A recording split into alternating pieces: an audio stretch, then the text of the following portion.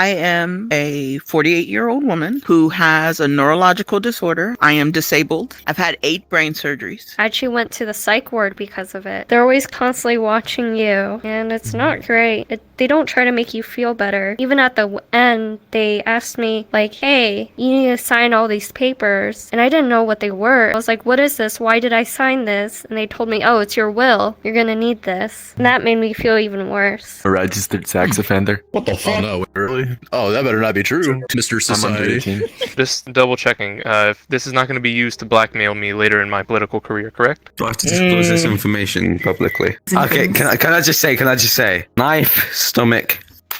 You stabbed somebody? I live in Britain, it's the normal. I honestly don't care as long as you don't stab me, bro. Anyways, the most surprising thing somebody would find out about me is... Shut up, bro! Okay, anyways, now that he's gone, the most surprising thing someone would find out about me is, like, I drink my own piss. What's wrong with that? Only a small percentage of people who watch my videos are actually subscribed. So if you end up liking this video, consider subscribing. Just recently, I started this Oculus Quest thing, and I asked my younger son to get it for me for my birthday. And he did, because it gives me an opportunity. Like, I can't drive anymore, and I spend a lot of time at home in the bed resting because of my health. So this gives me an opportunity to do things that I can't do anymore. Like, I can't drive cars, but I can with the Oculus Quest. I can't ride roller coasters, and I used to love to ride roller coasters, but I can with the Oculus Quest. And I can run and jump and play. I climbed a mountain the other day, and all of those things that my physical body is no longer able to do, I can do that here in this virtual world. And that's nice. And another thing, when you have really bad health problems, the world goes on around you, and you are not part of it. Like, I'm stuck in my room. I'm stuck in my room and in my bed. What this does is gives me an opportunity to be around other people where my body and my mind might not give me the ability to do that. My biggest hardship is my addiction with alcohol. I started drinking various times when I was underage. That was my favorite thing to do, and then when I got older, I got through a bad hard time. I used it to clutch my way out. Every Friday, I'd go get a can of Steel Reserve. That turned into tradition, and then months over months, it's been 9 years now. My liver is going through some health issues currently, and it's a battle. I got 2 days sober in last month, and I plan on getting some more in. I think the one thing about myself that I don't talk about very often is that I have crippling depression, anxiety, and social anxiety. But whenever I'm in, that's fine. You can pat my head, yes. But in VR chat, it kind of goes away. You're still personal with people, but you don't actually have that face. You know what I mean? Probably that I play Obama in VR. Do your best to try to open up to your family and friends, because they do care. They might not understand, but they do care. The more you bottle it up and bottle it in, the worse it gets over time. And I know your exact thought of, well, I don't want to burden people with what I'm thinking, because that's what I do. If anything, just get one friend that you know will listen and not judge you for what you are thinking. Fun fact, I actually started, it sounds weird, but I actually started talking to myself. I would go into the Black Cat Cafe, turn on the mirror, just sit down and pretend that I'm talking to someone, just myself, and I just kind of talk about everything. I don't know how to put it, but I like torturing people and ruin somebody's life. Just going on YouTube's, am I going to be famous? Whoa. You're not to brag. I got 1 million likes on something before. Not to brag. I got 2 likes on my Facebook post. My parents are deaf. And you know what else is really neat? The big screen and YouTube video, YouTube VR, all those things, to be able to watch every TV show it's on a big screen, on an IMAX. That's dope. It's dope. One time I ate a quarter. Bro, you tell everyone that. I'm sick of hearing that, Tell everyone that. Why is that always your go-to? No, but the thing is, the weird thing about it was I ate the quarter, and when they got it out, it was the state quarter of the state I was born in. Tell them about the whale facts as well, will you? Oh yeah, a whale penis is called a dork. I was joking. The homies don't know I'm gay, and they don't know I'm a furry. There we go. Be a hell of a time if they see me as a furry. I am turning a tiny bit bi-curious, but that's just it. It's just me, but I kind of fight it. My girlfriend came in to surprise me. She never told me when she actually came in or how much she actually heard, but when I finished, she just goes oh my god, I'm about to cry. I'm oh geez, oh no. So if you ever need anyone, I'm always here.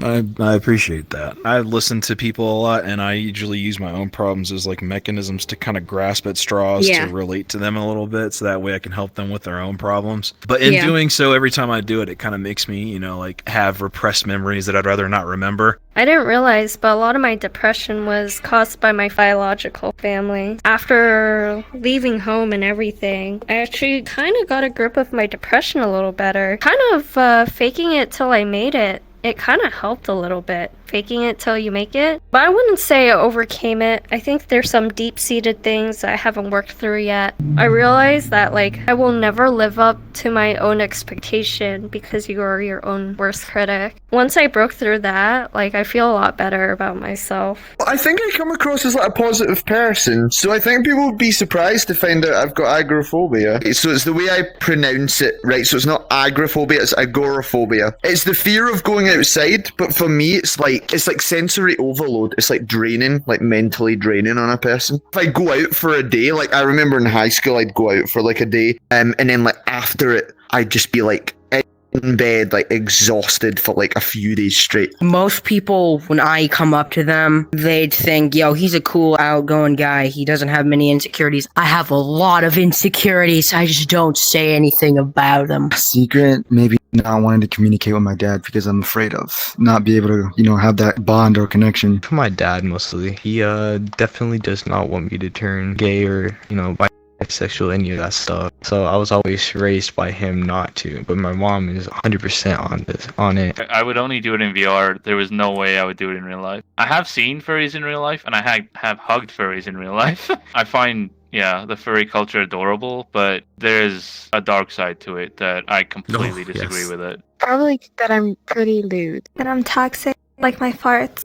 Every girl you meet says they're short, right? Because, like, we're all short, let's be real. No, I am a legal midget-sized person. I'm not a proportionate midget, but I am just very small. I'm 4'10". I would tower over you. Small. 6'2". You know, the thing I kind of worry about a little bit with VR chat is that, like, I'm sure you've probably heard it everywhere, that people develop this phantom sense with VR once they've been in it for so long, and even more so whenever they have full body. Like, it's, you know, it's very aggressive, and, you know, some people don't develop it, some people develop it really quick and then it shoots down really fast. Other people, they kind of acclimate to it and it lasts a lot longer, and then it eventually starts to kind of taper off. But I worry that in having that, at some point in time, that it going to take away from my feeling of actually holding somebody physically, and it won't mean the same thing anymore. I like being alone, and yet here I am talking with these people as if the introvert aspect just doesn't trigger. There's also a theory I have where virtual reality does not trigger human interactions. Despite the fact that, yes, I know you're a human, the brain simply does not put two and two together. It does not label you as a human, therefore it does not count as a human interaction up here. And so, things like Asperger's, ADHD, autism, some social disorders might not trigger in a virtual world.